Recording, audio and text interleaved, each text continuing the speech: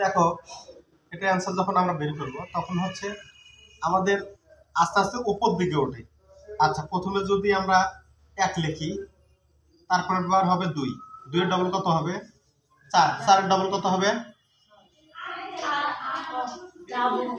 8, তারপর 8 এর ডবল কত হবে 16, 16 এর ডবল কত হবে 32 এর ডবল কত হবে 64, 64 এর ডবল কত হবে কত হবে 128, 128 এর ডাবল কত হবে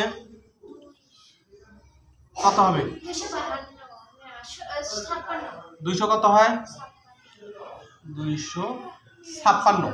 তাহলে দেখেন 1 2 3 4 5 6 7 8 9 আমরা কত পাইলাম, কত বিট পাইলাম, বিট 9। তাহলে আমরা লিখব উত্তর হচ্ছে 9 বিট। এটি